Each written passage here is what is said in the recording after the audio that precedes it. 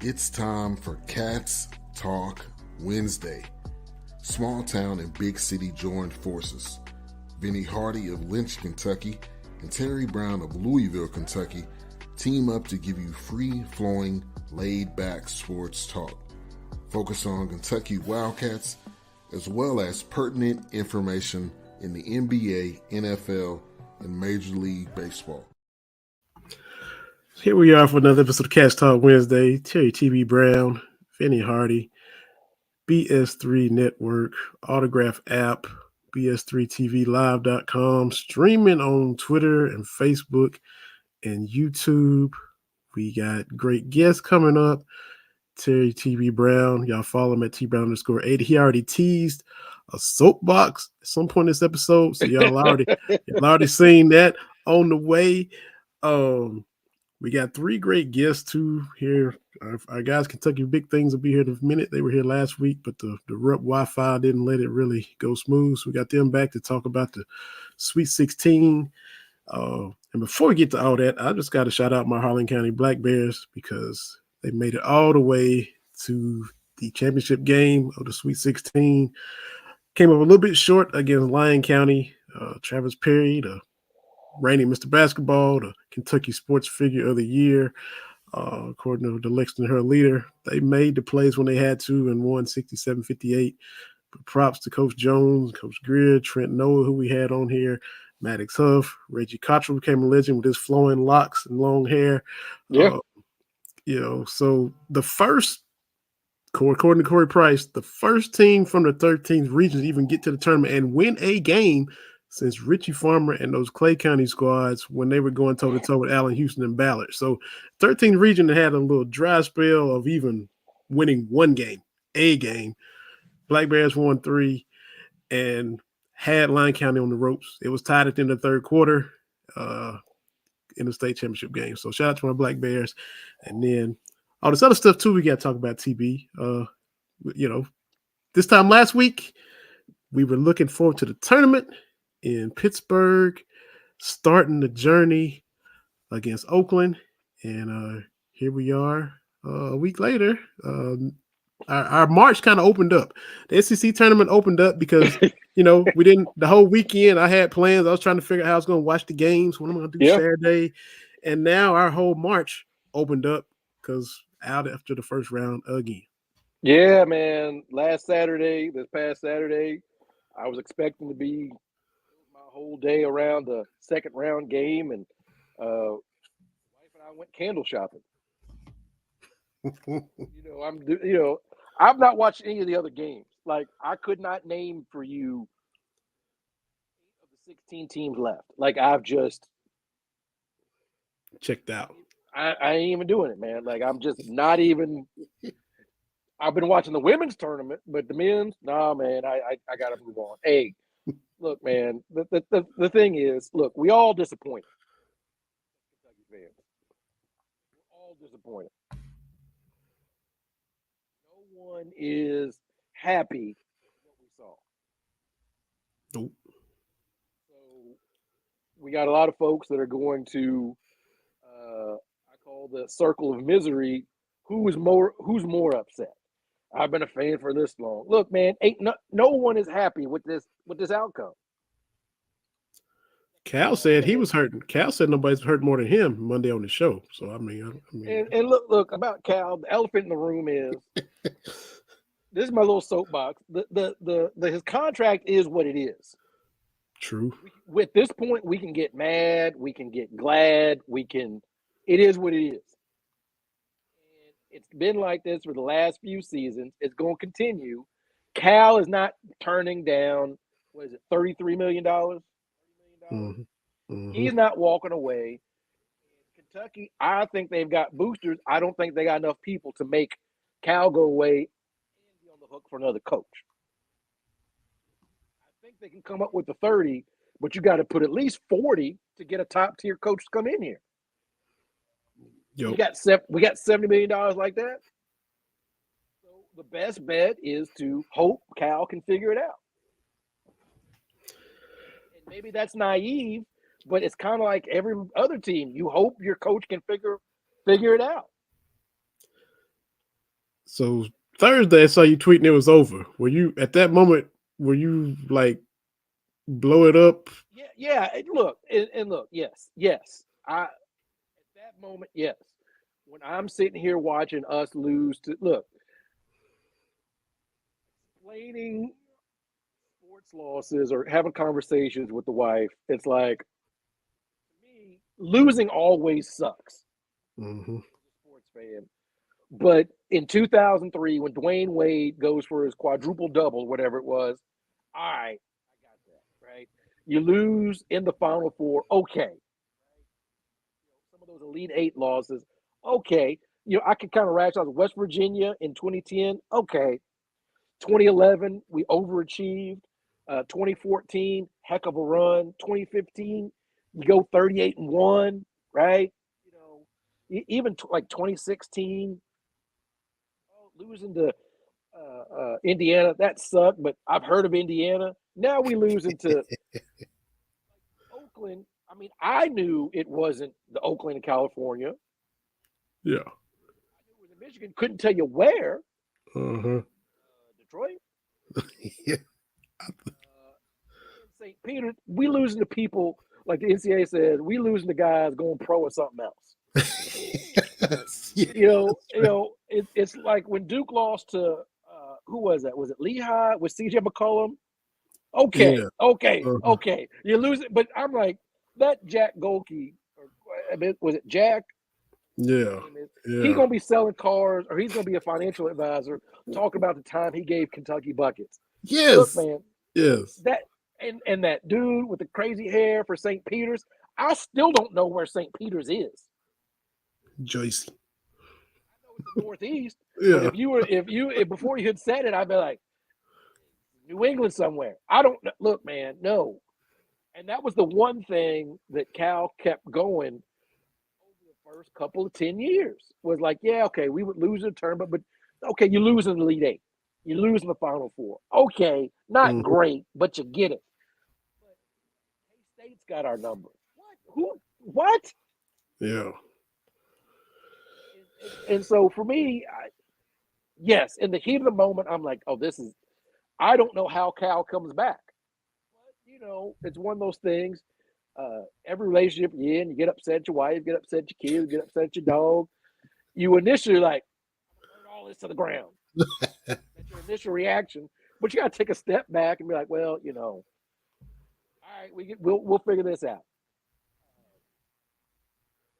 My whole thing is this off season is going to be insufferable. I'm going to have to unplug. I did unplug from Twitter this weekend. Thursday night, I was like, I signed out. Yeah. App off my phone. I'm out. I'm out. I didn't look at anything because all it's going to do is make me mad. Mm-hmm. Put me in a place. But now I'm like, okay, Cal comes back. I'm going to keep cheering. We got Michelle on Twitter says that you're kind of going in and out a little bit as far as she can hear a little bit, then it kind of fades out. So, and she's watching on big screen on Roku, so we appreciate that as well. We got our two guests in the. All right. I will be back. I'm gonna change up my headset, but I'll be back. Okay, I'll bring our guest on. They are waiting patiently backstage in the Biz3 Network green room. Both of them hopped on with us last weekend. Coach Truck was at Rupp Arena watching the Sweet 16. Ozone was at the rec center, and he was trying to tell kids to be quiet, yo, I'm doing this thing, yo, hey, calm down. He's trying to shush the kids and hush the babies up, and look, we know how that is. But we got KY Big Things Kentucky. These guys have been doing it for a long time. If you're a friend of this show, you know that they are friends of the show. They cover high school sports. They did the unofficial 121st county of Kentucky at KY Big Things on Twitter. We got Coach Truck and Ozone about to bring them both in here right now, and we'll get Terry back with a new headset. Fellas, how we doing this evening? What's going on, man? Yo, what's up? Can't complain, man. Appreciate y'all being willing to hop on again, man. Take time out of 2 Wednesdays in a row to come on here and chop it up, man. Yes, sir. We appreciate it, man. It's been nice, man. I heard Terry was in his feelings, man. The UK fans is hurting right now, man. Hey, it's rough, man. We got way too many wounds to lick, man. It's and look, Ozone ain't worried about it because he said it last week. He is not a Kentucky fan, so he not even worried about it. So he's not feeling that pain right now. Hey, man, y'all can't win every year, man. I mean, everybody, it is what it is, man. The playing levels, it's even right now, man. Yeah, but Oakland, you at least beat Oakland, right? Duke lost to Lehigh. Duke lost to Lehigh one year. That's true. That is Virginia true. got beat. Virginia got beat by a number 1 seed a couple years ago. Purdue got beat by a number 1 seed a couple years ago. It happens, man. It was just Styles' turn. Hey, and you're right. And when St. Peter's happened a couple years ago, that was Kentucky's first dose of that. Kansas, Bill Self lost to Bucknell and Bradley back to back, I think 05, 06. Then turned around and won the championship in 08 when he beat Memphis. So you can come back from it. Virginia bounced back too. Virginia bounced back and won the national championship the following year. Yeah, because they were the first number 1 seed ever to lose to a 16. Y'all right. All right. Yeah. So maybe it's a trend, man. I will say this, though. Man. When you were talking about the Sweet 16, it was a few people. I saw some shirts that had Fire Calipari on it, walk around the concourse, man. It was heated, boy. Man, you UK fans are crazy, man. My thing is, he's the best thing that happened to Kentucky since Patino. You know what I'm saying? Tubby, you know what I'm saying? It was inherited. But, man, Cal has turned the program around, brought y'all to national prominence, and now y'all just ready to kick him to the side because he's not won a few games in the tournament. It's just UK's turn. You know, it is what it is, man. It goes in a cycle. Everybody has a down year. Man, it's just UK's turn. Man. You can't talk logic when it comes to that. That makes sense. But you know it, and you can't, and it's not gonna happen. and I can't say I was saying fire him, and they got the big Cal and Mitch TV exclusive coming up at 7:30 on BBN tonight, so we'll see how that goes. It's not gonna be a real press conference, but they're gonna get interviewed, and so we'll see what that's like here in a little bit. But I wasn't saying fire him, but I'm also, you seeing a lot of people, well, you got to ride with him. Well, you do because they bring him back. But as Coach Truck knows, I'm a lifelong Dallas Cowboys fan. And so every year I'm like, look, they got to show me because it's been a minute since we even been to the NFC Championship game. Went a long time without winning a playoff game. I'm like, they've had some good teams. We let Eli Manning and the Giants wild card team come in. We had home field. They knocked us out a couple times. So the Cowboys got to show me. I'm to that point with Cal. I'm not saying last ride. I'm like, man, you gotta show me. You've lost it. You gotta show that you can get it back. Don't be cutting corners. You said all the same stuff. Let's go. Let's physicality. Let's see it. And unfortunately, we got to wait until March again to see if any changes happen. Let me drop this because y'all the UK, experts. I'm not a UK expert. I'm be the first one to tell you. I just live in Lexington, so I follow the Cats. Now, the way this kind of been rolling, before the tournament, they said UK had the big news. They were going to do this NIL thing to make it the premier NIL destination, correct? You remember that they did report this, right? Uh-huh. I want to make sure I'm getting my facts together. Did you remember hearing that like shortly before the tournament? They said Cal was working on this NIL. I don't know if you want to call it a collective or whatever, that they were going to make UK the predominant NIL destination or the best NIL destination. Mm-hmm. Trying to get on par with everybody else and get it together. Yeah. So that was right before the tournament. My thing is, I think, and Cal knows. Man, a lot of people act like Cal's not a smart coach and he don't know. I think he knew that it was time to bring them back.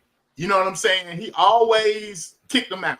You know what I'm saying? He almost ran players off. And I think he kind of saw that he needed to bring them back. But being who Cal is, he had to make sure he could pay them. So they set up this NIL thing. I'm not going to fight for sure. I wouldn't put money on it. But I think at least Reed's coming back. Because I think he's got the best chance coming back. I think Wagner should come back because he didn't light anything on fire. And I think if he can get the kids to come back, I think it's always been, if he could have them for another year, man, what a team. You know what I'm saying? So that's my conspiracy theory. Weird. Two things. Why would Reed come back if he's going to be a top 5 lottery pick? That's one. Well, 3 things. I've heard rumors about Dillingham and DJ getting into it in the locker room during the halftime of the Oakland game. That's all I'm hearing is just rumors right now. So I think it was him and Burks. Dillingham and Jordan Burks is what they were saying. I heard it was Dillingham and DJ. But anyway, to go back to the way Cal builds his teams, you have to go back. When Cal is at his most dominant, he has a dominant big man. You go back, you look when he first came, he had Cousins. They were dominant. When they won the national championship, Anthony Davis, they were dominant. When they had Carl Anthony Towns, and Willie Cauley-Stein, dominant. So the times Cal has not had a dominant big man, his teams are being good, but they haven't been dominant. So Cal has to go find a dominant big man to play with the guards that he has. And he hasn't found that dominant big man in a few years. So I think that's where the problem lies. But yeah, and that's why he's my basketball man. Oh, this dude knows basketball. Hey, and you look, man, you can't, it's hard to argue with that when you look at the bigs this year, how 7-footers, they was getting pushed around.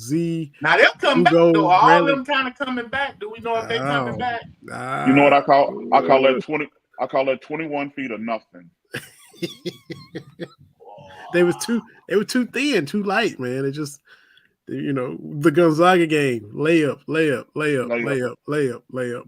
have no 2-footer. There's no defensive presence there. There's no low post presence where, okay, you come to the rim, I'm going to foul you hard, I'm going to block the shot. Or on the opposite end, give me the ball, back to the basket, and make a move. Everything was face up. You know what I'm saying? There's no dominance there. And Cal's always had a dominant big. When Cal has been a great coach, he's had a dominant big man. Yeah. It's hard to argue that. It's hard to argue that. This offense, they could light it up, but they couldn't stop anybody. We see what Carl put his comment up there. Gotta get back to playing defense. They win championships, and that wasn't the case this year. And it starts with the big man. Because you're getting layup after layup after layup. You know what I'm saying? Somebody's pick and rolling you to death. The layup's there because you have nobody who's back there to defend the basket. Yeah. Is that a Ole Miss hat you wearing? Yeah, man. Yeah, I got it when I was down in Mississippi a few years ago, man. I have plenty of hats, man. So talking about plenty of hats. Terry Brown is like Lid's most valuable customer, man. I'm at 125 right now, so I'm all right. 125. You got more lids than I got shirts. They talk about my shirt collection. You got your show shirt, the KY Big Thing shirt. So we gotta do something like that, Terry. Gotta get some Cast Talk Wednesday merch going. Yeah. Mm-hmm. Now I will say this though, the Perry kid, he's nice. He's gonna be nice. And shout out to your Harlem Bears, man. The Noah kid, Trent Noah. Hey, that young man, he's nice too. Hey, because Campbell County had him on the ropes. And yes, they did. Campbell County should have knocked them out. They was down 16 and got it to overtime, and they just blew them out in overtime, man.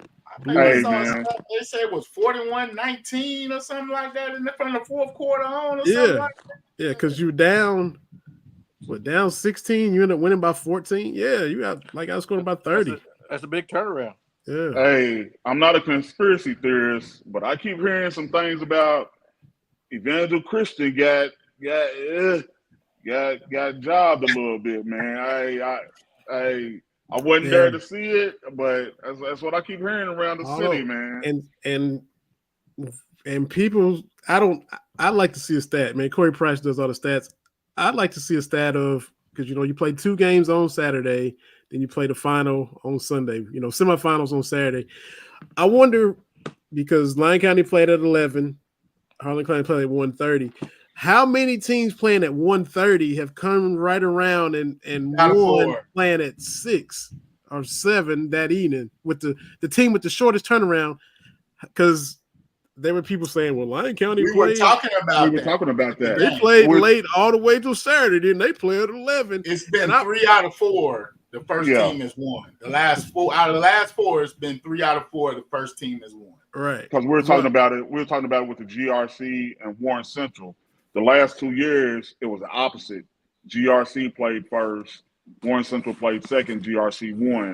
Then last year, Warren Central played first, GRC played second, and Warren Central won. So we were trying to track that to see how it was going, but me and Truck were talking about that as well.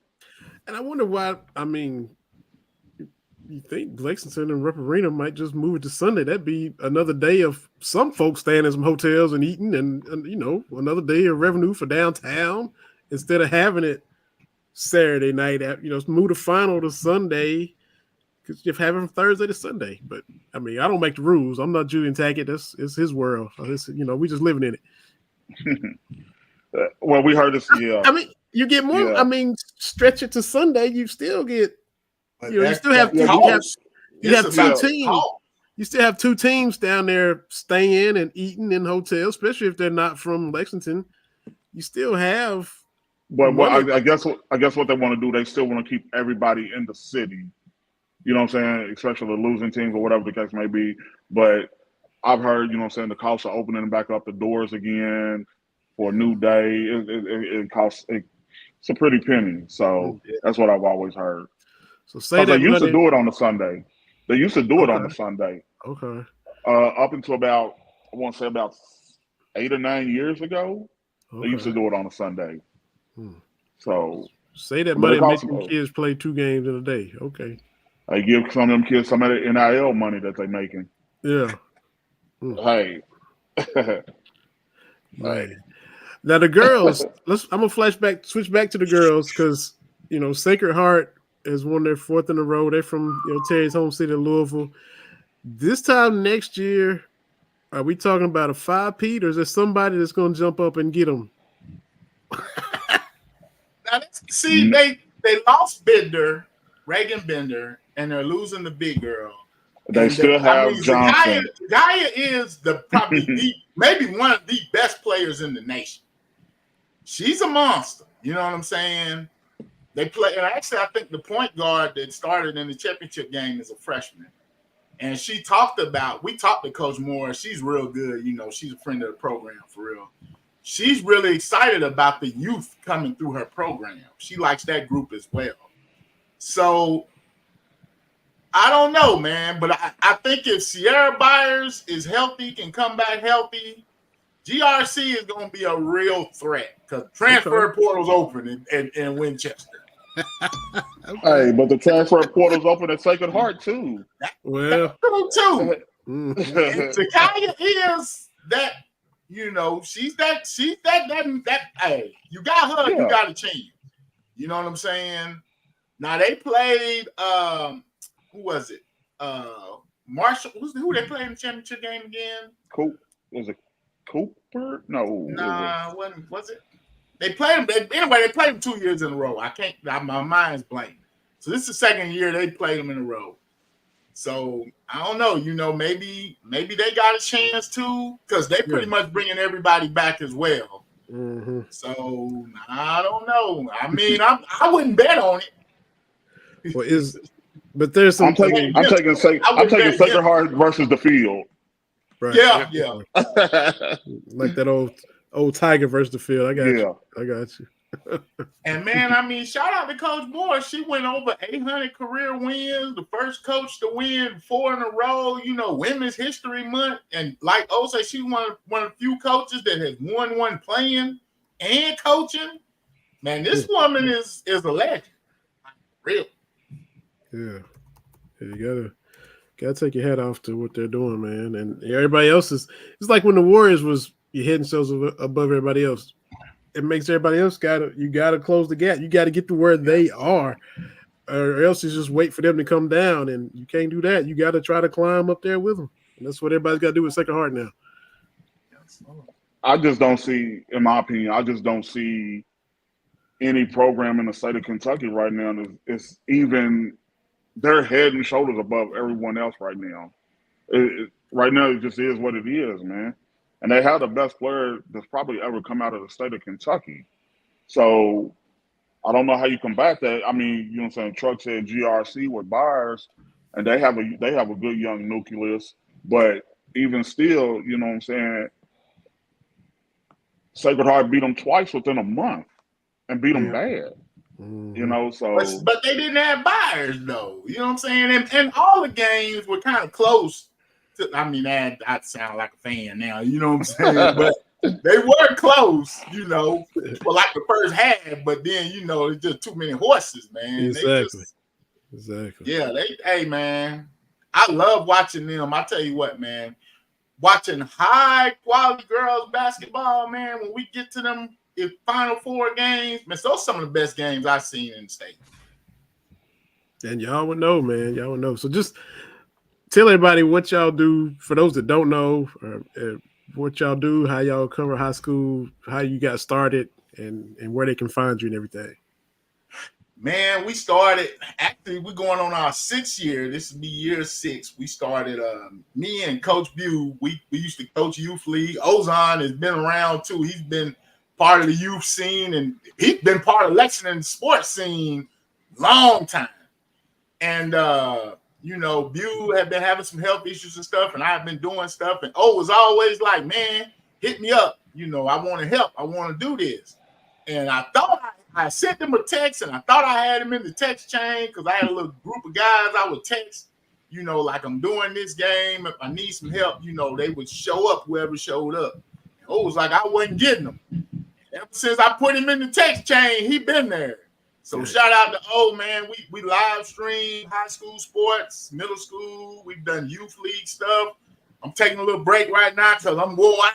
And then we'll start doing some baseball and softball, man. But, okay. We hit the basket, man. This was probably since O came on. I always kind of consider, me and Bew always said, we was a football. We love football, basketball, yeah. But man, I've enjoyed this basketball season more than anything, and I want to give a shout out to O because man, this dude, he teaching me everything I need to know. I'm picking me up a dirt bowl team here pretty soon. I'm exposed to championships. Man, good stuff, man. Good stuff. So take a little break, much deserved break, and then a little diamond action, baseball, softball, and then it'll be football time again before you know it. So yeah. And then we do our summer stuff. Like I said, we've been live streaming dirt bowl games, which is like the summer tournament. And shout out to O, he's helped grow that. We've seen a lot of the young talent, like the young Amari Owens, probably one of our brighter players out of Lexington.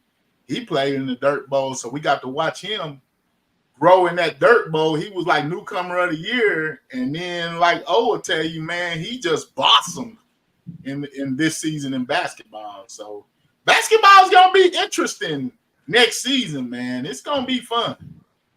Mm-hmm. I don't know about them Louisville teams though. You know, I can't speak on Louisville. They seem to keep choking. I mean, having problems in the tournament. Hey, what y'all think about the new U of L hire? What you think, TB? Good for them. Good for them. College of Charleston. I mean, they had to look. All I got to say is I've said it forever. Everybody thinks their job is the best job until you have to get a coach for it, right? Everybody thinks that. Why wouldn't somebody come to my team? And I'm like, ain't nothing more humbling than a coaching search. Yeah. I'm like, look, man, Kentucky people have told us no, right? Yeah. Billy Donovan twice, right? No, like, 3 times. Yeah, Billy three times. It was 3. It was 3. You're right. Yeah. You're right. He did it before Tubby. He did it after Tubby, and he did it before Cal, right? Before Cal. So he's done it 3 times. You know, Lute Olson has said no. Like, we've had coaches that say no. They're like, no, we're going to get – look, man, you are not going to get Brad Stevens. You are not going to get these dudes that you think that you're going to get. So, but good for them. They found somebody that wants to be there, so good for them. Oh, one more thing. He ain't going to be Kentucky, so it doesn't make me the whole bit of difference. Well, one more thing. It goes, and I'm going to run this back to you. You know what I'm saying? People keep saying fire Cal, but who do you get to replace Cal? And somebody said, well, get Bruce Pearl. Bruce Pearl hasn't won anything since he was a Division II coach. And like Terry said, they the same age. Yeah. You know, he acts a little younger than Cal, but he's 64, 65 his own self. He's older than you think because he was assistant coach at Iowa in the early 80s. Yeah. You remember he had that run-in with Illinois and all that kind of stuff. Yeah. Mm-hmm. That's why he was in Division II. That's right. Okay. That's right. So the thing is, if you are going to replace your coach, you got to have a plan. And at Kentucky, I don't think they have a plan right now. Yeah, it can't be, we'll figure it out. No, because I don't want to praise Duke and Carolina, but at least they had a plan. Right. And they had somebody on the bench. At least you've got a continuity plan. Like, if Hubert didn't work out, if John Shire didn't work out, then we do something else. But you just can't let a coach go and then figure it out. These ain't the jobs for that. Because then you end up like Indiana. You know, a lot of people say, you know, Kentucky's going to be the next Indiana. No, Indiana's problem was Bob Knight left, and they hired 4 coaches that weren't very good. Mm-hmm. And you know, after running off Kelvin Sampson, but they had a bunch of bad hires. Yeah. That's how you end up like Indiana. Yeah. I would if I'm Cal and I'm going to clean out because I'm hearing he's going to have to clean out the coaching staff. What I would do is I would go get a Jerry Stackhouse, put him on my bench. Jerry, let's work together, and this is going to be you after I leave. I think Jerry Stackhouse is a heck of a coach. I do. You just can't win at Vanderbilt. You can't win at Vanderbilt. So if Stackhouse wants to stay in college, I would get on the phone. Hey, Stack, come get on my bench. You know what I'm saying? I'll teach you what I know, whatever the case may be, and we'll roll with that. But my problem with Cal is who's his coaching tree? Like, what is he doing on his staff to empower those dudes to – because you see other coaches – they've all been fired. Yeah, that's what I'm saying. Like Harvey, Bruiser. Right. You look at all these other Antigua. Yeah. Great coaches. You know, Chris Collins, he's got Northwestern winning tournament games, right? Because he's assistant coach at Duke, and Jeff Capel at Pitt. Like, but Cal does, for whatever reason, it doesn't seem like he is. And we saw what Kenny Payne did. Giving them autonomy to right. The only person he gave autonomy to. That's a good point that y'all made. I think that's a good point because Payne, I think the biggest thing with Payne was he didn't have that, I don't know what you want to call it. You know what I'm saying? Like he just couldn't handle the situation. He was just messy. Awareness. He had awareness. It was like he had never been in that spot. You know what I'm saying? And you would think he would be a little more savvier than he was. Yes. You know, handling them situations coming from Kentucky. So it's kind of like you saying, Cal need to, you know what I'm saying, give him like you said, more autonomy or something. And he's very much like Bill Belichick. You look at Bill Belichick, it's like he's the only one with the secret sauce, right? Yeah, that's a great comparison. All his assistants have been bad to worse, right? It's not like Bill Walsh, where you can look at the Bill Walsh tree. All those dudes won Super Bowls, right? You look at bang bang. Yeah, you look at John Wooden. Denny Crum was his assistant. But you look at Cal, he doesn't have that, whatever it is, and I don't know if it's a good or bad thing, but it's pretty obvious at this point. Mm-hmm. And we're going to wrap up. We got our next guest coming, but it's almost like everybody talks about when Robic left, and it's almost like he's been kind of propped up in ways, and then when everybody leaves, he's the only one that's the common denominator. You've lost it, and can you get it back? I hope he does. I'm not real confident. Get some dominant big men. Yeah. But every great coach, every great CEO, you need somebody to tell you no. Yeah. Right. You need somebody to tell you that your poop don't stink. And it doesn't feel like this current staff for the last however many years there's anybody like, I think Robic filled that role more than anything. Would be like, nah, man, we got to change this up, man. And you think it would be Bruiser, because Bruiser's been with him since UMass. Yeah. You know what I'm saying? You would think Bruiser would be the one who could be able to tell, hey, Cal, man, let's chill, man. We got to do something different. Or I don't think this is right. Yeah. You would think, but here we are. Anyway, gentlemen, I don't mean to rant and rave at you. I'm saving that for the back part of the show, Vinny. There you go. But Ozon asked that for it, so I had to jump in. Give him a little dose. And you play emotions in the background when he's going off. Just play that H-Town. Play that emotion. There it is. There it is. Man, I appreciate y'all, man, and I love what y'all doing, and keep doing what y'all doing, man. Hey, y'all too, man. Y'all too. Appreciate when y'all have had us on, and we enjoy taking time and enjoy your break. And we look forward to the coverage of baseball and softball and everything y'all do, man. So, Ozon, good to meet you. Coach Truck, y'all keep it going, man. All right, man. Thank y'all, man. We appreciate it now. KY Big Things Kentucky, Facebook, YouTube. Check them out. They've been doing it for a while. Been friends of the show for a while. Got our next guest in the BS3 Network, Green Room TV. Man, the intro, man, by the time I finish reading it, we're going to be out of time. He's the owner of the College Sportscast, co-owns the Fanboys, writes for Stadium Rant, Greenville Sports Media, featured on WSBN TV, Let's Talk Sports, the Real Fresh Channel, covers football, basketball, College World Series, Kentucky women's basketball media member. First time joining us, but been following this man on Twitter for a long time. Talking about Brad Harvey. Brad, welcome into Catch Talk Wednesday, man. How you doing, sir? Hey, man. What's up, Vin? What's up?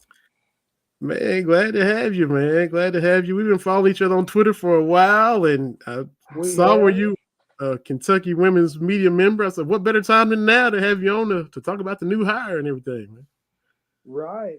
Yeah, it's an exciting time for Kentucky women's basketball. So big day tomorrow. The press conference is tomorrow.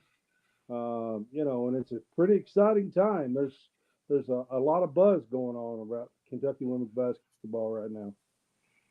It's, you couldn't get much better of a hire considering, Kenny Brooks has been where we'd like to go. He's got a Final Four under his belt. Yeah, Kenny Brooks was an absolute home run hire for Kentucky women's basketball. Just to give you a little bit of deep background on Kenny Brooks. Kenny Brooks played for James Madison and played for Coach Lefty Driesell. Oh, wow. That's a name right there. Yes, sir. Yeah. So he played for Lefty Driesell at James Madison from 1988 to 1991. And, of course, Lefty went on to coach Maryland and coach Lynn Bias in the 80s. That's right. That's right. Yeah. I saw him tweet out, condolences where Lefty had passed away, but I just I just saw, well, that's what everybody's doing because Lefty was who he was, but I didn't know that the connection was that deep with him being a former player. Thanks for sharing that, man. Yeah, yeah. Kenny was a player for Lefty Driesell. So, I mean, that's just a little bit of a deep background on him as far as, of course, he was the women's coach at James Madison for like 14 years before he was at Virginia Tech as the head coach. And of course, what he's done at Virginia Tech, guys, I mean, it's exactly what Kentucky would like to have in the SEC. Yeah, I watched Virginia Tech I mean, play Iowa early this them to year, and Virginia Tech had bigs. They were doing things that you would love to see them do in Lexington. Oh yeah, yeah. I mean, he had a big girl, 6'6", Elizabeth Kitley, that is a 3-time ACC Player of the Year, and of course, unfortunately, she blew out her knee She got hurt, yeah. ACL the last regular season game of the year, March the 3rd or something like that. And of course, in the ACC tournament and in the NCAA tournament, she wasn't available. Yes, that derailed their whole thing for sure. Yeah, because they won the ACC tournament last year. They went to the Final Four last year with her. They won the ACC regular season this year, and then she gets hurt the last game of the year, and the rest of it's history now. And now he's at Kentucky. Yeah. Well, and people forget that Virginia Tech was in that Final Four because it was 3 really big names in the women's Final Four. But you forgot that Virginia Tech and LSU was pretty close until like the last 2 minutes of the game. Mm-hmm. And then LSU kind of pulled away, but Virginia Tech was right there. Oh yeah, they played LSU in the Final Four last year, and like you said, I mean they were right in this game. People don't know, people who don't follow the women's game very closely probably don't know how just great of a player that Liz Kitley has been for Kenny Brooks. Oh yeah. I mean, we're talking 6'6" guys. I mean, this girl, she is a legit post player, in the women's game. Mm-hmm. So that's what you want to when you see this league he's stepping into, as far as trying to close the gap with the LSUs and the South Carolinas, and you got Texas coming in with Schaefer, who used to be at Mississippi State. They'll be coming into the league next year. So that's what you want. He's a great coach as well. Yeah, he's a great coach as well. But here's the thing that I'm hearing about Kenny Brooks. More so, I mean, he's a great coach and he's a great X's and O guy and everything else. But I am hearing that he has a system for developing players that is unlike anybody has seen for a long time. He individually sets a path for these players and talks to them individually and sets a course for them, and he treats them like he is, their second dad, the way I understand. He is a girl dad. He has 4 girls himself. One of them was a walk-on freshman at Virginia Tech this year. She was on the Virginia Tech team. Her name is Gabby Brooks. And she was a walk-on freshman. She didn't play much, or maybe, I'm not sure if she even played at all, but she was on the team as a walk-on freshman. So there is a few players that, kind of to be on the lookout. Nowadays you can transfer, with your coach and that kind of stuff. So, he has a girl that's been with him 4 years that would have a COVID year. to come in. Her name is Georgia. First name, she's a point guard. Oh yeah, She averages yeah, almost 19 a game for him. yeah. She's She cold, averages Vinny. almost 19 a game Wow. for him. Wow, Yeah. She's 5'6". Yeah, yeah. Now she's been, and she's been with him 4 years, and they have a very, very close in the post game press conference on Sunday. She mentioned that he is a second dad to her. wow. So Yeah, I don't know. Listen, I'm not speculating, guys. I'm not saying for sure that's what's happening. I'm just saying that there are players like her that in today's game can transfer with the coach. Yeah. Yeah. So can You know, accelerate the process of getting pieces in place a little bit more. yeah, Um, absolutely, you saw, absolutely. I saw you tweeting. We've had Cassidy Rowe on the show back when she was in high school and back before her freshman year at Kentucky. Had her dad on, Lonnie Rowe, as well. Lonnie tweeted out earlier today Yep, that he'd heard from numerous people that know Coach Brooks and people that have insight on him. Not one has said a negative word about him as a coach or as a person. So, and right. that's good to. Yeah, absolutely. Lonnie, I met him this year. I got to cover. I come in right as SEC play started this year, and I got to cover the women's Kentucky basketball team this year. And I met Lonnie, after the games a couple of times. We walked out together one night, and just having a chat. Of course, Cassidy was there too, and they seem like a great family. Good basketball family, and I look forward to covering his daughter more. And now we got Kenny Brooks, and it should be exciting. So Yeah, for sure. So I guess we did it backwards, but tell us a little bit about yourself, Brad, and then a little bit about yeah, college sportscast and all the other things, all the other hats you wear as well. and man, I'm a busy person. I'll be honest with you, Vinny. So yeah, I'm Brad Harvey. I do own and run College Sportscast. It's a show about like this one. We use StreamYard just like you do. Um, I write for Greenville Sports Media. I had been writing for Stadium Rant.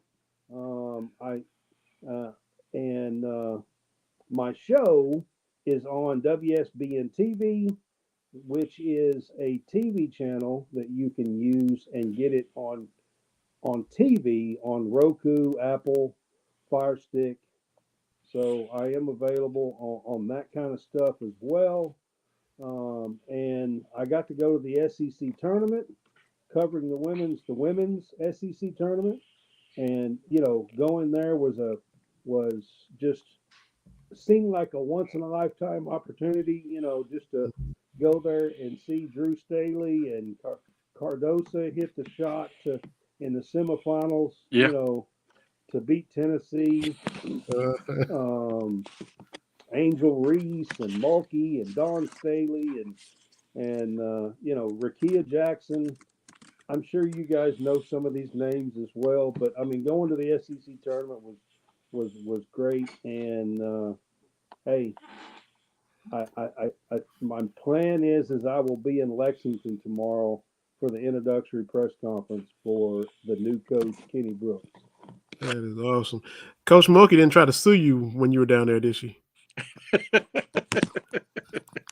What's that? I said Coach Mulkey didn't try to sue you when you were down there with her, did she, Kenny or Brad? No. Okay. All right. Hey, I was there. I was courtside when the brawl happened. And see, that's that. Okay, let me get on my little soapbox, Terry. She's gonna say Cardosa, should pick on somebody her own size. If George Murison had pushed the girl for LSU, I'm sure Cardosa would have went and tried to confront him as well. It just happened to be a short player that pushed her Yeah, player. So don't try to make it like I'm not saying that it's right what she said. I'm not saying that at all. But I'm a little old school, and that's something that my dad would have said, you know what I mean? Like 35, 40 years ago. So it kind of makes me laugh Yeah. because my dad would be like, pick on somebody your own size. You know Right. what I mean? Like Yeah. that's something my dad would have said. Yeah. But I mean, she was backing her teammate, and it just happened to be a Yeah. little girl that pushed her teammate. So I mean, it was what it was. But And all she did was push her. I mean, it yeah, wasn't like there wasn't a whole lot to it. yeah, The biggest thing was that Flau'jae Johnson's brother jumped the scores table. That was That the was biggest thing. yeah, that was wild. yeah. And And then he nobody realized, knew, and for about 15 minutes, nobody knew who it was. Nobody knew that it was Flau'jae Johnson's brother at first. you know, and then he So it kept, was crazy, and they were bringing cops in and security in and everything because, like, after he done it, and I don't know if this was ever talked about or caught, but there was another one that tried to do it, and of course they were calling security in, and then they were trying to figure out who this guy was, and then come to find out it was Flau'jae Johnson's brother. yeah. And I think once he jumped over, he realized what a bad decision that was when he tried to step. He's like, oh well, okay, I'll just go ahead and get handcuffed and carried on I'm out of here not because sure what happened after that. I don't know if there's. I mean, I know at first there was reported that there was going to be charges and stuff. I don't know what happened. yeah, it was crazy though for sure. But glad to get your perspective from the courtside seat in the arena, Brad, and glad to get your perspective on Kenny Brooks and have a safe trip to Lexington at the press conference and continued success on everything you're doing, man. And we have to get you back on again sometime. Thanks for taking the Yeah, time man. this evening. Maybe we can have y'all on sometime, kind of do a collab or something, Yeah, back and forth. Yeah, Absolutely. I'm that'd be down. yeah. great. Yeah, Let us man. know. Just let us know, All right, Brad. sounds good. Listen, I really appreciate the invite Yeah. and being on your show, guys. And man, it's an exciting time. Remember that the Memorial Coliseum has been under construction for they've been renovating it, and Yep. not only are we going to have Kenny Brooks and this excitement with him, but we are also going to be in a brand new Memorial Coliseum next year as well. Yeah, gets to Yeah. recruit for It's that. going to be so exciting with Kentucky women's basketball moving in a brave new direction. Volleyball is going to show back up, going for its 7th straight SEC championship. And don't forget Right. about the gymnastics team, number Yeah, 7 the overall gymnastics team's seed. killing it right now. So yeah, I don't know where my gymnastics poster is, Vinny, but yeah, I'm all cats everything, Brad. Absolutely. Not just basketball, not just men's Hey, basketball. I do baseball team is ranked this week for the first time this year. 1-4. I got my soccer posters. I'm all cats everything right here, man. Yeah, I got you, man. Listen, Absolutely. I got you. I Brad, appreciate that. Appreciate you, man. Thank you so much for making time for us this evening on such short notice. Really appreciate it. Yeah, I had to fit y'all in. I'm out of town. I'm not even at home. So hey, we appreciate it for sure, Absolutely. man. Absolutely, Brad. Thank you, sir. Yes, sir. All right, man. Y'all have a good night. You too. You too. You too. Brad Harvey, College Sportscast, taking time out of his busy days to hop on here with us. Going to Lexington tomorrow. Got to tell everybody too. We got our next guest in the green room as well. We got to talk about the Autograph app real quick. TB, look, you can jump on the Autograph app and consume all the Kentucky content that you normally would. Podcasts, articles. Unfortunately, now it's going to be off-season basketball content because it's the season didn't go as long as we'd hoped. But you want to get rewarded for listening to our show? The team at Autograph, co-founded by Tom Brady, is redefining the fan experience by letting users earn points for the acts of fandom they take every day, like listening to this show. The Autograph Fandom app gives you access to all your favorite Kentucky content in one place and offers rewards like tickets, exclusive merchandise, and more. already listening to our show, but now you can earn points and get rewarded for it. So head over to the Apple App Store and search for Autograph Fan Rewarded and download it for free today using referral code CATSTALK, CATSTALK. The link in the code will also be in the podcast description. Backstage is a friend of the show. We get to see this gentleman at Rupp Arena years ago. He took the picture that's my profile pic on Twitter now. Me sitting there with Johnny Juzang, courtside catching loose balls like we used to do when we covered games. He also took my profile pic. Hey, he got a knack for the profile pic, man. That's how he does, man. He runs BigBlueExpress.com, your express link to UK basketball. We're talking about our good friend Randy Newman. Randy, how's it going, man? Appreciate it's you going coming. good. To be clear, my wife actually took the photos of that you all have as your profile pictures. I mean, who was an employee of Big Blue Express. So I just want to give her dues, just in case she happens to listen to this, because Got to be clear. Got to give proper credit to the photo That's credit. right. That's right. That's right. And I love mine. It's hard to believe it's been 5 years. It pops up and it's just like, oh yeah. Yeah. Miss Cal yelled at me. The crazy thing, this is what we talked about. Of course, we started covering Kentucky. Our first SEC tournament was 2014. Kentucky goes to the championship game, loses to Florida. But anyway, they had said, well, if Kentucky loses before, we'll go back to Lexington and we'll have it at Coach Cal's house. So we were like, oh, that would be cool if they did that. But then they make the championship, they lose, blah, blah, blah. Then they win the championship every year after that. And we never can make it back to Lexington for the selection show special at Coach Cal's house because they always won the championship game. And we even contemplated a few years like, well, should we just skip the championship game and go home? Because when are we ever going to be able to go see it at Coach Cal's house? And I told my wife, I was like, eventually they're going to lose before the championship game. It's going to happen at some point. And finally, in 2019, they lose to Tennessee. And so we head back. That's the only time we ever did the selection show.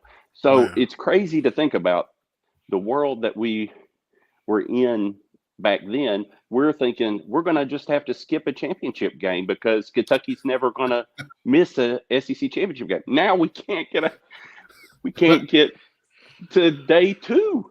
Man. Ooh. Yeah. Anyway. So Ray, where are you? It seems like there's 2 distinct camps.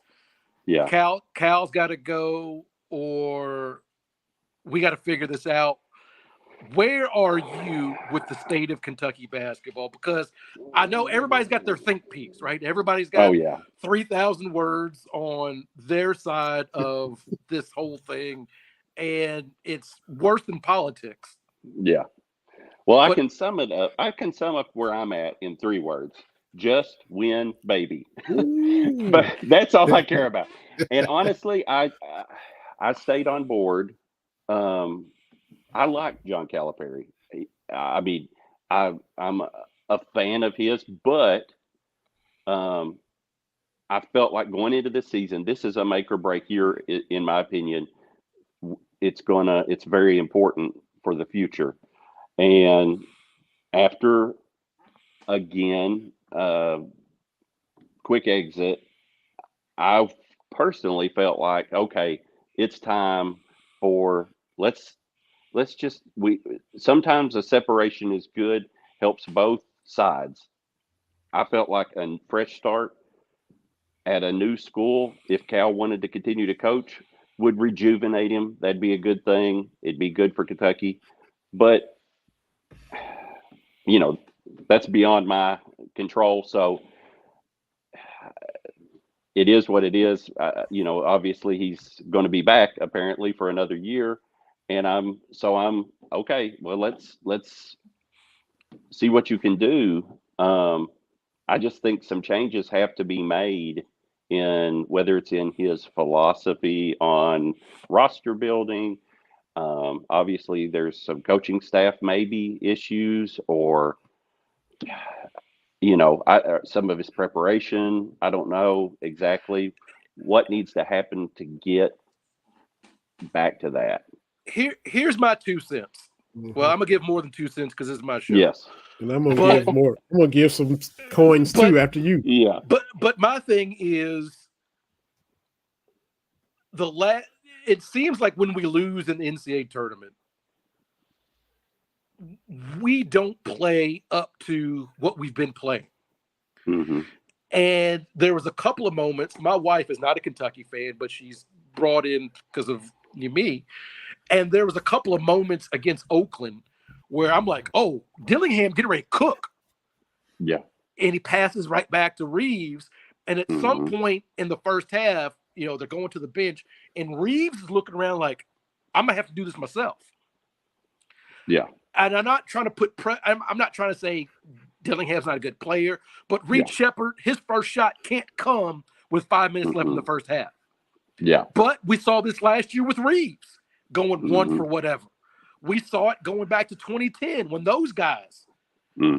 So I don't know what it is about those games where our shooters aren't shooting. Like, I don't know what it is, but I'm frankly tired of losing to dudes that are going to be selling insurance next year. Yeah. That's my whole thing as a Kentucky fan. I'm not championship or bust, but like I told Vinny when we first started, Randy, I was like, I knew Oakland wasn't the California Oakland, but I didn't know where in Michigan it was. I still don't know where St. Peter's is. No. I used to laugh at Bill Self because Kansas, like Northern Iowa. I'm in Iowa. Can't tell you what Northern Iowa is, right? Bucknell, right? Yeah. I can't lose to these teams. Losing to Indiana here in Des Moines in 2016, that sucks. Yeah. But okay. Losing to yeah. North Carolina in the Elite Eight, okay. Even Auburn, because at least Auburn has a Charles Barkley, in their history, right? Like, right. But these dudes, what are we doing, man? Yeah. You feel like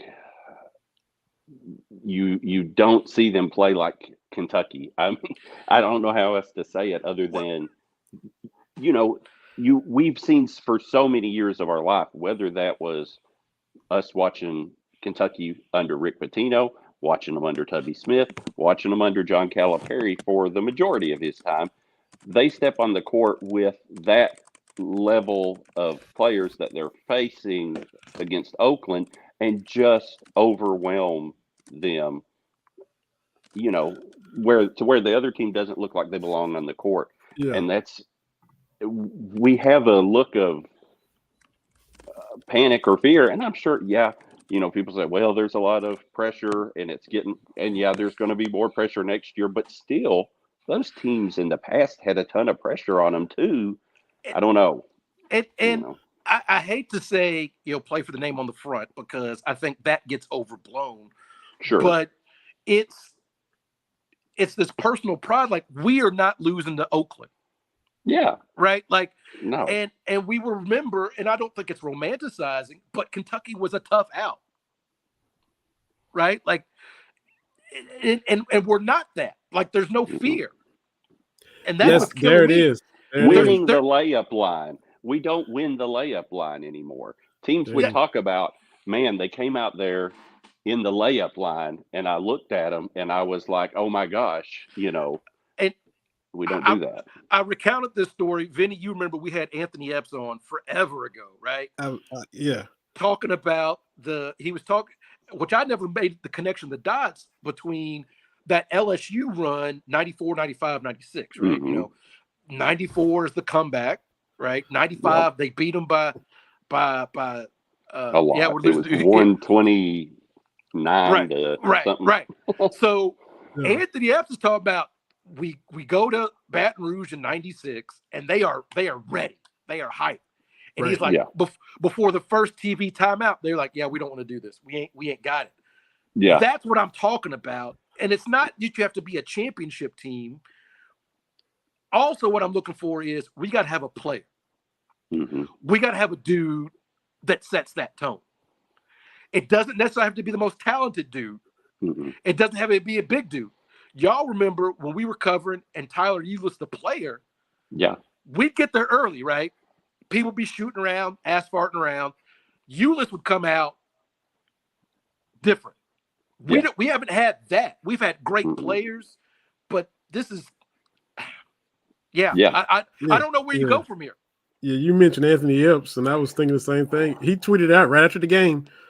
You said, Brandy, I think nobody fears us. He said, speechless after this one. As a former player, it stings that no teams fear us anymore. And that's it. Because and this came from the top down, from Oakland, from Greg Campy on down. We're glad that we got Kentucky. Of all the 3 seeds, we felt like we matched up with them the best.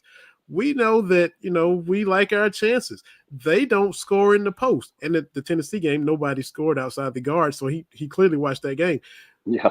They said what they said and didn't pay the price. And then come out and get on the floor and lead for 95% of the game. They talked that talk and didn't get punished. Didn't get, we didn't take it to them at all. Like y'all talked about how look, you remember the 96 team, how they just devoured Tim Duncan. Just made mincemeat of all these teams. The clip where he's like quadruple teamed and he's like, oh my God. I still remember that picture. Can we get it back? Chris Fisher said it. Am I confident that he can get it back? I don't know. He's lost it. Can you recapture it? He said all the same things Monday that he said in the past. It sounds good, great, but will it be any different when it's time for things to be different? I don't know. Yeah, we got to move on because he's coming back. They're on right now. Him and Mitch are on TV right now talking about it. But I'm a Cowboys fan. I said this while you're out, TB. My Cowboys have to show me. Haven't been to a Super Bowl since '96. Haven't been to an NFC Championship game since then. They got to show me. They've had some good teams get to the playoffs, flame out. They got to show me. I'm at that point. I'm not firing him. I'm not gung ho ride with him. But Cal has got to show me he can get this back. Yeah, Cowboys are in the. I thought the Cowboys after the season would fire their coach. I was sure. I told my buddy, Cowboy fan. I said, "Well, they're going to fire." I wasn't fire Cal. Similar situation here. I wasn't fire Cal, but I was McCarthy got to go. I was. Yeah. But what I was going to say is, as a Rocky movie franchise fan, I equate it, and I felt like I saw it against St. Peter's, and I still feel that way, that at some point Cal lost the eye of the tiger, you want to call it. I think it's, let's see, is it Rocky 4? He's training, or maybe it's Rocky 3. Anyway, he faces Clubber Lang. Anyway, Rocky's training. He's got all they're videoing him, watching him like it's a big party. He's working out. You got Clubber Lang, who's like, working out in, doing pull-ups on some pipe somewhere. And I just feel like that Cal doesn't have the same grit or whatever that helped get him to this point that he had at UMass, that he had at Memphis. Cutting corners. People can say whatever the swaggy, whatever, any of that stuff. I don't care. You've got to at some point, cutting corners now. Yeah, you can't cheat it. They talked about, was it Dan Hurley? He just watches basketball all the time, and European League and Argentina. This trying to learn and glean and then Cal's not. It's not that. You got to go home and walk the dog. Got to walk Palmer and whatever. But I think a little bit of that is unfair because dudes have to live their lives, right? You know, Sure. that's part of it. Yeah. But my point would be is, you know, at some point we have seen this with every coach that's at one of these jobs for 15 to 20 years, right? There's red hot, they cool off, they get it back. Like, you know, Roy Williams, you know, at Kansas, at North Carolina, there was a dip. We have to remember Coach K had this dip. Yeah. You're gonna have it after 15 years, right? But the thing is, I always thought that Cal's thing was he wanted to rub elbows with Coach K, with Roy Williams. There's no one really for him to kind of rub elbows with anymore. No. Which That's in some true. ways kind of should make it the You would challenge think- easier when you you would see all think- these other dudes roll out. Okay, now I'm the big dog on this block. I should, Yeah. you know? Well, I mean, yeah, that's what you would think once Coach K's gone. Yeah. That opens up something for Cal. Oh, Roy Yeah. Williams is gone. I mean, that's what but it's like instead of that, you've got this other crop of guys that's, you know, they're not going to just get behind you and say, well, let's get behind Coach Cal. They're going to run over you. You know? And the thing that frustrates me the most, because Cal's going to be okay, right? If Cal leaves this year, next year, in 15 years, we'll bring him back like we brought back Tubby, like we welcome Joe B. Cal's going to be fine. My issue, and I was talking about this with the missus here, is for Kentucky, for you to be a Kentucky legend, you have to have some hardware. And for me, because of the last few years, Oscar's not going to be remembered as well as he should be. Nope. Antonio Reeves, not as well as he should be, right? Like, and that to me is unfair to them, but I get it, right? Like, I'm a Lakers fan, right? We don't care that you made an all-star team. That is not what we do here in LA, right? Like, you have to be in the Hall of Fame to retire your number, like that. So I understand that as a Kentucky fan, but I'm like, Oscar deserves to be in that pantheon, and he won't be with only one tournament win. No. And that's unfair. It's unfair Same to them. Look at the freshman year Reed Shepherd had. Everybody, you know, oh, how excited everyone was. And, well, Reed, so great. But if that's it for Reed, unless he does surprise us or whatever, and some people, I mean, whatever, if he comes back next year, then he has a chance to maybe change that. But no one's going to remember Reed Shepherd and Rob Dillingham, really. They're going to say, oh, yeah, remember when we had those guys and we lost to Oakland? Look at them now. You know. And that's the thing, too. We got all these NBA All-Stars, and it's like, you know, we should have and now he's giving credence to his critics. That's the thing is, you know, it's a legacy thing at this point. You know, if he'd have walked away after year 10, was it year 10? 8, whatever it was, when the Cavs or whoever was come calling, you know, if he leaves after 2015, he's golden, man. Like, hey, well, but now it's like, he's Rick Pitino. That's what I was telling. If you take Rick Pitino starting their runs, 92 Elite Eight, 93 Final Four, 94 they have a blip, losing the second round. Elite Eight, 95, championship 96, championship game, loss in 97. Take that with Cal's 2010 Elite Eight, 11 Final Four, 12 championship, 13 blip, NIT, 14 championship game loss, 15 nearly undefeated Final Four. Those two runs were as good as you could have. But Pitino is remembered now, although, I mean, he's had plenty of other things that have people are not a fan of him necessarily. But he's remembered because he ended at a peak.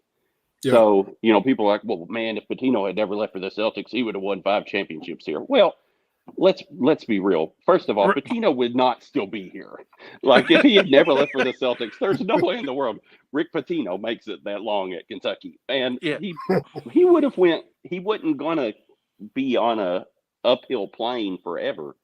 But Calipari was on that. He's went down. So now his legacy at Kentucky has to a degree been tarnished when he had the chance to cement himself. And if he's back next year, then he still has the chance to cement himself as the number 2 greatest coach in UK history. But he has to, that's on him. And that was my whole thing when he came. Like, okay, we're not going to have the NCAA stuff because I think we're that's fine.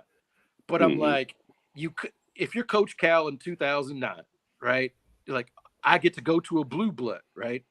I get to revitalize a blue blood. Now, all the stuff at UMass, all the stuff at Memphis, that's page 2 in your biography. Yeah. Right. Yeah. That's this. So you get to 2015, you have, and I don't know if you saw Justin Rowland's tweet was talking about what Cal did for the program. I don't know if you all saw that. I did see that, yes. But my whole thing is not growing up a Kentucky fan. I didn't, but I changed my ways. On the outside looking in, Kentucky was always good, but Kentucky wasn't always cool. Right. You know, and like I said to Justin, it's like you had the Doctors of Dunk in Louisville. You had Phi Slama Jama. Right? You had Tark the Shark at UNLV. You had Hoya Paranoia. And that whole stretch, Kentucky's just beating everybody, you know.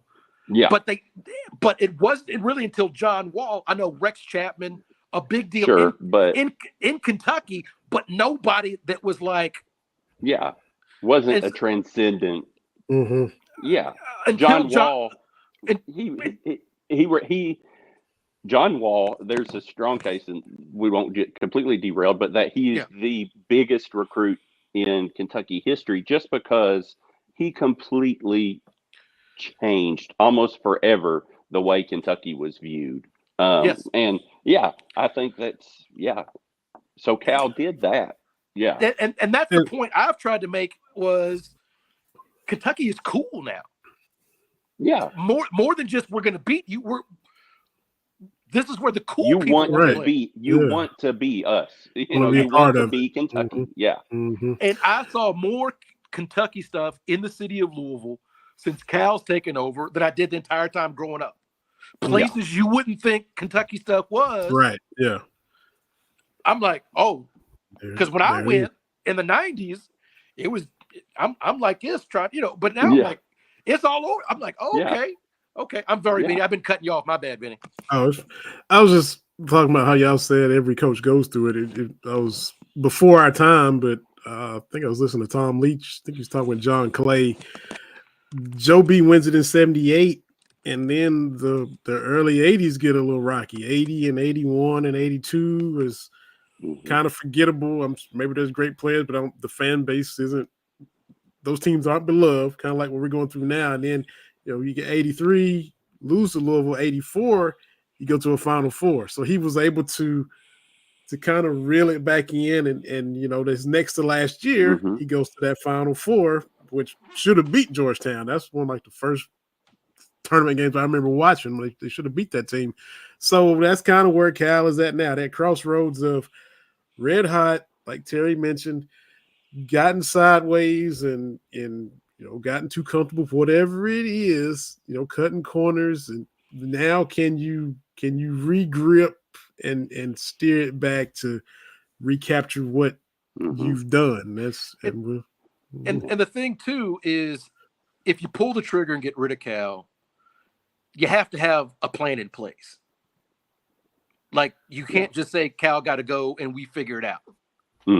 Because as we talked earlier, Vinny, here I am giving credit to Carolina and Duke. They had a plan. Now, we didn't know if it was going to work or not, but you have to have a plan. It's like a CEO of a Fortune 500 company.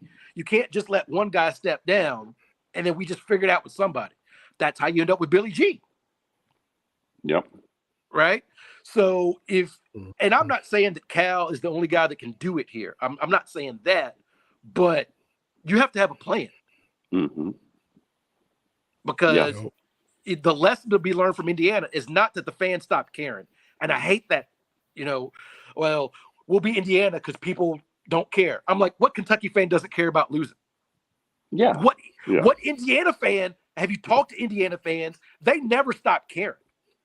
Mm-hmm. Nebraska football fans never stopped caring. The problem was they hired 3 or 4 bad coaches in a row. That was the problem. Yeah. Right? That's the lesson I'm trying to tell people is like, yes, you look at Alabama football. Bear Bryant, Nick Saban, 1A, best coaches ever. Yeah. There's like 25 years in between them. Yeah. Yeah. And you can rattle off all those names.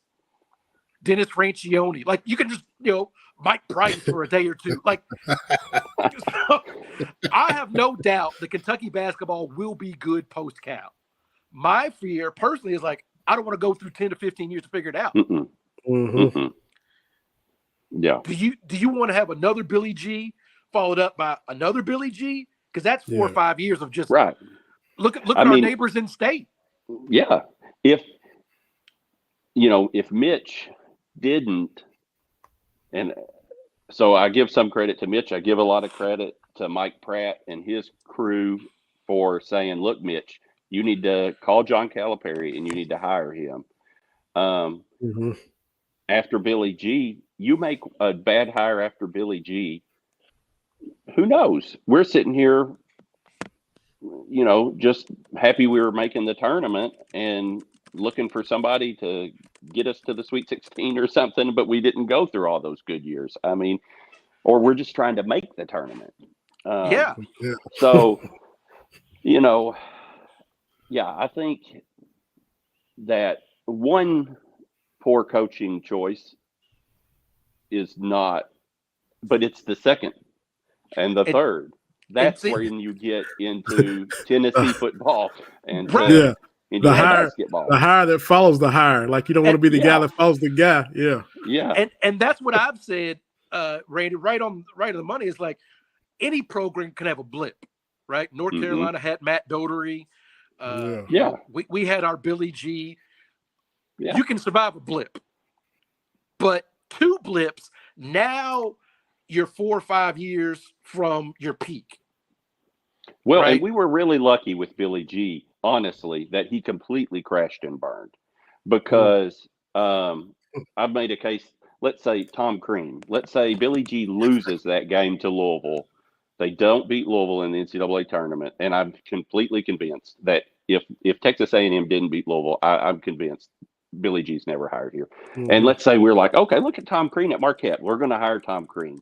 Well, look what Tom Crean would have muddled around in mediocre success for 5 years, kind of like what he did at Indiana. Right. And then you're in trouble. So I've often said, Billy G crashing and burning in 2 years was actually, we were lucky that was so clear.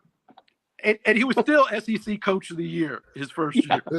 Every coach since Rupp. And that's my thing, too, is like, there's a fine line between nobody can do it but Cal. I don't believe that. Right. But the opposite is you just can't pull people off the street to do this job. Yeah. And I think a lot of people are like, it doesn't really matter. It kind of does. Yeah. It kind of does. Right? You can be a very good coach at Kentucky basketball and win a championship. Tubby Smith, very, very good coach. Would not necessarily call him great. Very, very good coach because of the natural advantages, right? Just like Alabama football. Gene Stallings did stumble into a national championship, right? But a great coach, now you're cooking with gas, like Cal, like Pitino. So I don't think you can just find anybody off the street to do the job. And obviously I don't know what Mitch did. I think Mitch would have been a fool if he was at all considering firing Cal, or even if he's not. I mean, he obviously needs to have his list, but he should have put out feelers through back channels just to see, hey, Jay Wright, do you have any desire to coach again? What if Kentucky was open? Do you have any interest in that?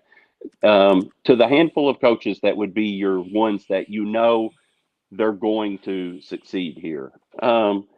And like the bottom of that list in my mind that I know would have success would be Scott Drew at Baylor, but I view him as like the bottom level of that. I think you would be getting Tubby Smith in his prime would be like, okay, you're going to compete for SEC championships. You're going to compete for Final Fours, and you have a definite chance to win a national championship. But you're probably not going to get the Pitino, Coach Cal, like just Elite. run through. Elite. But maybe you would. Maybe. Yeah. I don't know. So, I think, and then after that, you start flipping a coin a little bit. Like everyone looks great on paper for a minute because it's like, oh, look what this guy's done here for this little short while. But would they do that at Kentucky? Kentucky is just a different animal.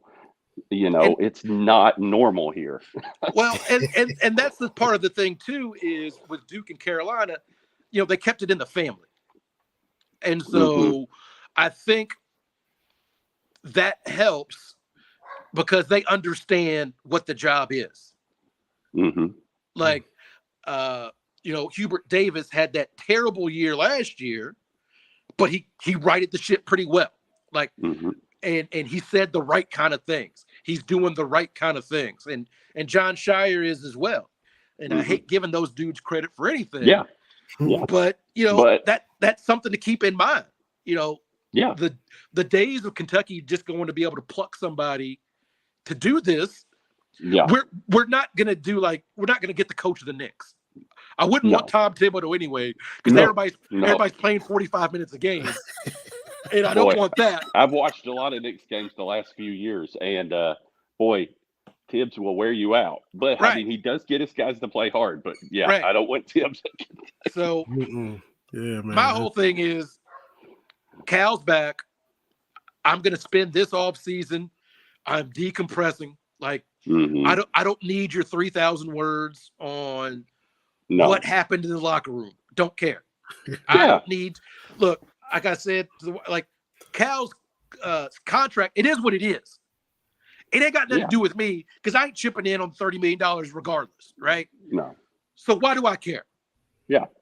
I'm not going to read that, these freshmen, whatever, man. I'm just here when the games get played. Like, I don't want to read anything either way is my whole thing. Yeah. Exactly. I don't care about you telling me that they're going to be this team's going to be the one to do it, or they're going to just show you. I mean, at some point we're to the point now, you just got to show us. Like, I'm sorry that it is that way. They can run through the season, have an amazing year, and I'll be happy that they're playing well, and everyone will be like, but everyone's going to say, well, let's see it in March. And sorry, fair enough. That's you're in that. That's where you've painted yourself into now. So and that's the thing too, is I think those guys had so much pressure this season. Had they got to Sunday in the SEC championship game, okay, but losing to Texas A&M, and you can feel that. It ramps the pressure up. I try to be as positive as anybody. I told my wife when Oakland started out like 1 of 10, we started out 2 of 10, and we're up by 1 point the first TV timeout. I'm like, I don't like this. We should be up by 10. Yeah. As sports fans, there's moments where you're like, okay, we're going to win this game. I had to show my wife the George throwing that ball off Sullinger in 2014. I'm like, or 2011. I'm sorry. I'm like, oh, we may win this, right? Like, oh, okay. But conversely, there are those moments where you're like, it's all the signs the wrong way. We may lose this. And that game was full of signs from, and I know we're all snake bit, whatever you want to say, but from the get-go, it was like, you just had this feeling like where that game was headed. And that's where it went. And what I had told someone, I said, my hope was that we could get past Oakland and get past whoever it was that we played in the second round as the Kentucky being the favorite in those two games. If we could somehow get through those games and get to the point where we were no longer the favorite, we're no longer the ones supposed to win, and we could finally be the ones playing with house money, then I felt like then that team maybe could go on a run. But I just didn't have faith that we could get past those games. And that's what happened. You talk about the 2014 season. You know, that was that thing. Because my mind, Kansas State? We played for Wichita State. Yeah. That Kansas State. Kenneth ain't lying. If we had beat Oakland, we would have lost to NC State. But have a little bit of success, right? That 2014 team finally played Florida close and lost, but it felt like it was building towards something. You get that one game out of the way that you're supposed to win, and now you're playing in blue jerseys, and you know that Wichita State game, the best second round game I've ever seen. Yeah. Regardless, then it's just house money. We ain't supposed to be here, man. Yeah, exactly. But now we're getting rare. We're getting like Chuck Knobloch now. Come March, you just get the yips, and we don't know how to throw the ball to first base. Can't make a throw to first base. Yeah, and we got sports psychiatrists, and we just lose all sense of how to do anything and function. And it's just magnifying because next March is just going to pile on to this past March, and Cal can take them bowling or say he can do whatever, and it's just. I tell you, it's always a bad sign. I remember Coach Cal, of course, he took them bowling. 2013, they played dodgeball. I feel like there was another season not that long ago. They did some kind of late in the season, some random thing. Anytime, I swear, that it comes out and he's like, "Oh, we went and did this," it means he knows his team is not right. But and the thing is too, because I'm getting a different perspective because the wife is a Cubs fan. Yeah, and she has talked about those moments where once the Cubs start getting good, right? Can you hear me? Yeah. Yep. Okay. It's like, it's not even that you're just trying to win this one ball game for you. It is 100 years of all that stuff. And so can Cal come in and change the mojo? Because it's not going anywhere. My thing was Cal got to go because this pressure it's not going anywhere. Suffocating. Right? Yeah. It's not fair, but these kids shouldn't have to answer for 9 and 16. But yet they do. Next year's team shouldn't have to answer for Oakland or St. Peter's. But they will. Yeah. And that's where you get where it's like you need something to change the juju. Yeah, no, I agree. I think, which I was almost shocked that Cal was also, I thought there was a decent chance that Cal, even if Mitch said, "We want you back," that he just says, "Okay, I'm just going to go ahead and I'm out of here. I'm going to take this job over here, blah, blah, blah." But he didn't do that. So that, which sort of surprised me, but I was telling someone today that if I was Cal's PR man, the number one thing I would tell Coach Cal, I know he has his canned responses to everything. I mean, if you've been to 5 press conferences of his, you've been to 1,000, because he just has his things he says, and a lot of they're good points, but he regurgitates the same things. He has got to find a way to be as candid as he possibly can this offseason and this year to try to reconnect in a way with the fans that are just kind of feel like he's just full of BS. I mean, I don't know. That's not on the court stuff, but I just think it's important to try to win back some of your, where you were. Yeah, it doesn't seem it, and sometimes he's trying to be genuine. It still just comes off to me. It's just water rolling off his back. It just doesn't. It doesn't just translate as to. He says he's hurting, but I'm like, are you? That. Yeah. Well, and it's a tough set because this doing sports is an emotional thing, right? Mm-hmm. It's silly, but it's emotional. Mm-hmm. And I don't think, like, again, I'm a 49ers fan, lost Super Bowl. People were upset because the players were on vacation. Like, what do you want them to do? Cry all the time? Yeah. However, Well, yeah, right. I need to feel like this does matter to you. I know in my head, John Calipari doesn't want to lose. I know this. Mm-hmm. But I need you got to give me something for my emotional investment. And I think that's where a lot of fans are right now is we're going to wait and see. That's where I'm at. You got to show me. me. You want to feel like your coach is in the same boat you are. Like he is as miserable. And, some of his stuff that he has said in the past that maybe we know is just coach speak of, oh, this is such a great day. All these players are drafted. Greatest day in UK history. I know that Coach Cal wants to win championships, and that part of that was a recruiting pitch. But there's a ton of people that still to this day, quote that over and over because they believe he cared more about that than he did about his team winning a championship, which whatever. I just think you've got to show that, it hurts you the same way as it does the fans. Yeah.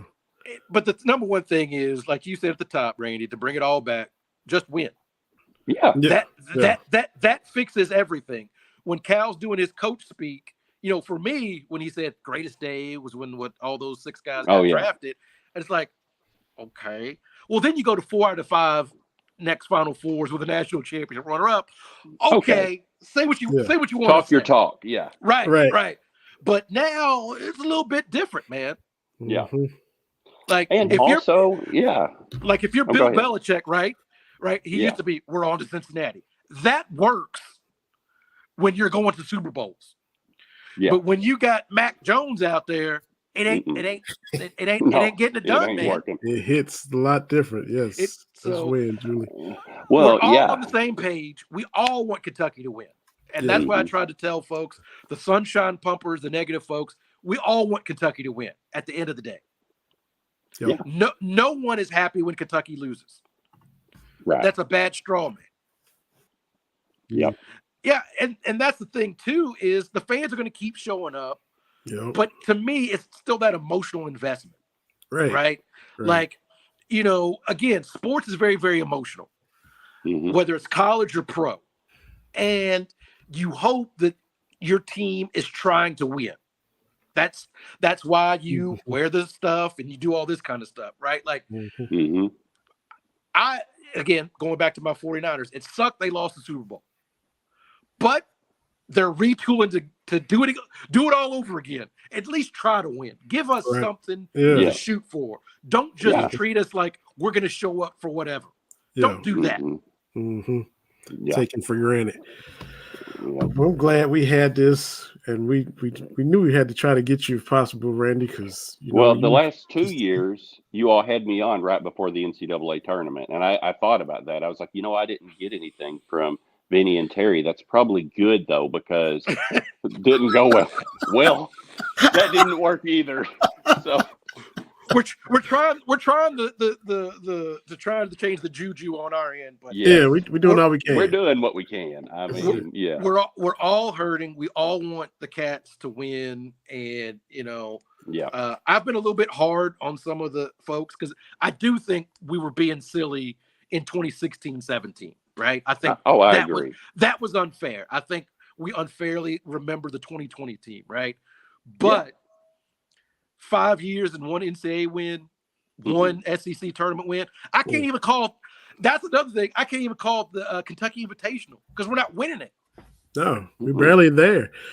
Forget who was it? Somebody put out the tweet from Cal's own book where he said when he got to Lexington, they'd only won 2 tournament games.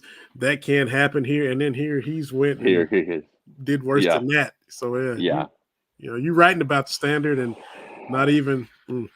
Kentucky Invitational is looking like Gardner Webb, St. Peter's, and Oakland right now. The dash of VMI. with a little bit of Robert Morris. Oh yeah, let's throw Robert Oh, Morris. man. We'll throw Yeah. Gardner Webb But- out. Then we'll put Every- Robert Morris in. But conversely, you know, the thing is about being a Kentucky fan. I know we don't like looking back, but one of mutuals that's a Cubs fan that my wife knows, he's a Utah Utes alumni, and he's our age. And so what I try to tell Kentucky fans is, for every dream that we realize, you have to understand we're somebody else's nightmare. Yes. Yeah. He got His thing was, PTSD. yeah, his thing was, you know, and we finally met up with him the Andrew Bogut year. Remember Andrew Bogut and Ramel Bradley Oh yeah. going chest to Yeah. face. And Yeah. he's like, and y'all beat us then. Like we are a lot of teams freaking nightmares. Mhm. Yeah. So it's part of it. So That's it. Yep. Well, what you got coming on Big Blue Express? You got Michelle, who's just started following you. She's our #1 fan, so you just gained to follow her. Okay. Well, And, there you go. Yeah. Carol says she's been following for a while, talking about how awesome you are. So, what you got coming down the pipe on the site? I don't know. Since we don't attend or cover, we haven't been able to cover the game since COVID. You know, I'm in a different spot than I was. I live a little more as a regular fan that also likes to talk a lot of UK basketball and UK sports. I will say I've really enjoyed my son's 14.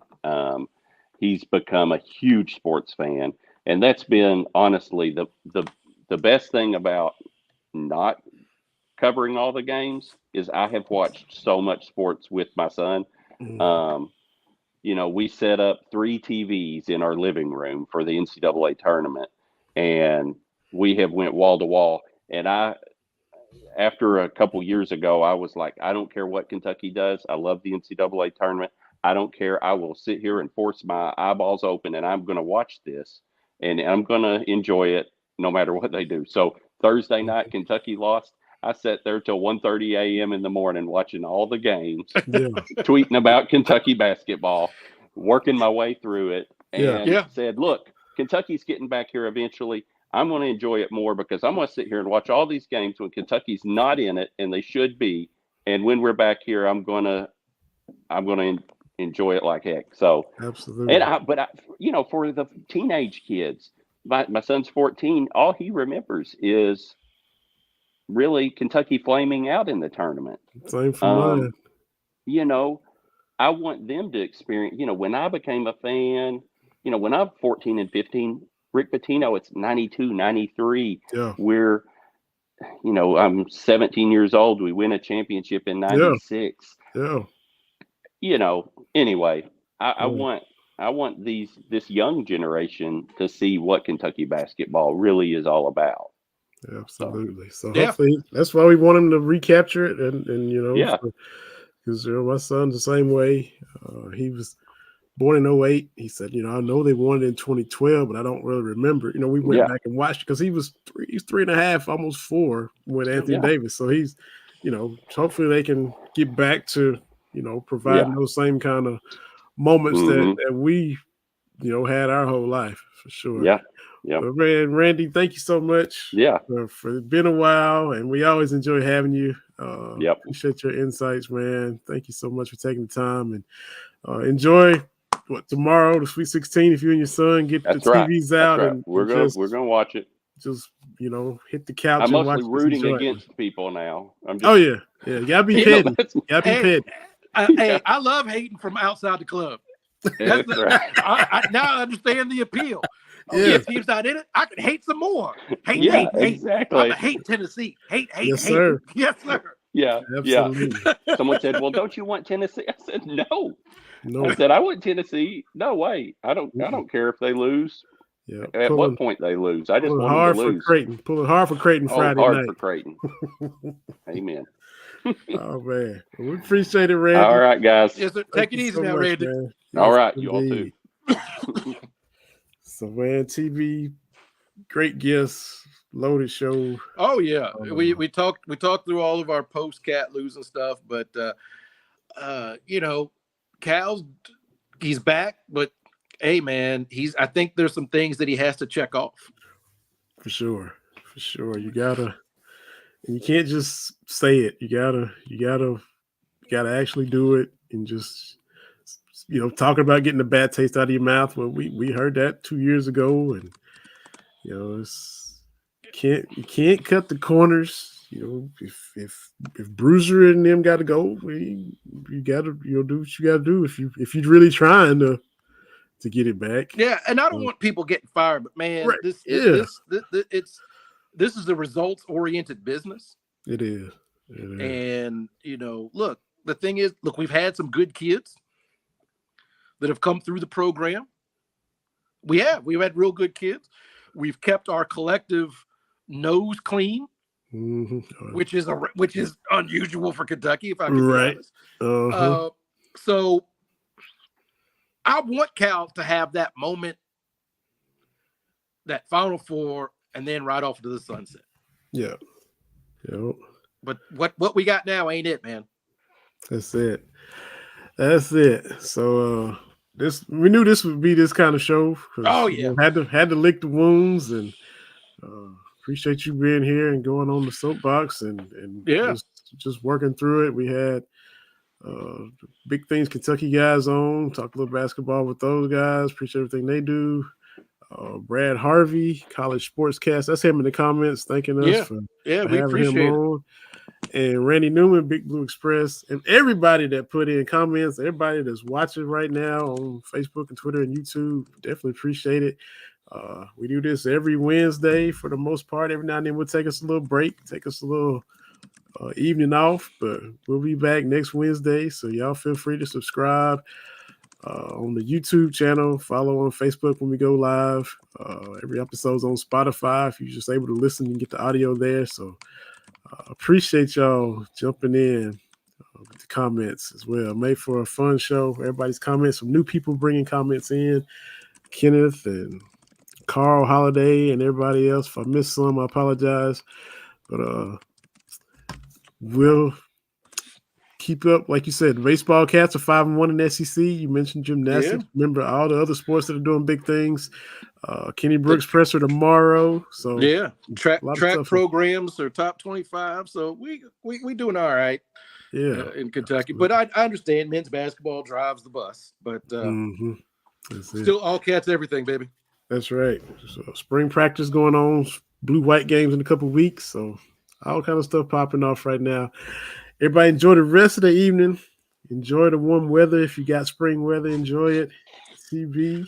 32 degrees, but we are. Oh, sorry, man. My bad. We had snow the other day. Goodness gracious. Friday morning. So Saturday night after the game, I woke up mad anyway. And I go let the dog out, and I'm like, it's snowing. This is great. This is great. Wow. So goodness gracious. And I gotta say, I mentioned the Black Bears and stuff at the beginning, going down to the Sweet 16. Got to see Coach Hurt from the KY Sports guys. Got to meet him in person. They've been on the show forever, and had us on with them. And both of us been doing our podcasts and shows on Wednesdays. So cool to meet Coach Hurt and chop it up with him. It was halftime. Popped over there to where his section was, and all these people we've been doing this stuff with and been talking to for years. We couldn't even see them. Now we got the video as well. So get to meet a few folks in person. So that was cool to see Coach Hurt, man. So, absolutely. Yeah. Well, we appreciate it, man. Enjoyed it. TB, this was, it was fun as it could be, considering we got bounced in the first round. And we'll be back next week to keep on going and moving on. We'll do it again. Stuff. Oh, Michelle gonna do you dirty. Last comment of the night. Well, first of all, Michelle says awesome show. And then she says it's 73 degrees in Phoenix. Lord have mercy. It's still cold out here, man. Oh, man. Come on, Iowa. Get some warm weather. That's right. Been another episode of Cats Talk Wednesday. We're going to hop off of here. Appreciate everybody once again. Appreciate you, TB. We'll see everybody next week. Appreciate y'all watching. Catch it on Roku on the BS3 network.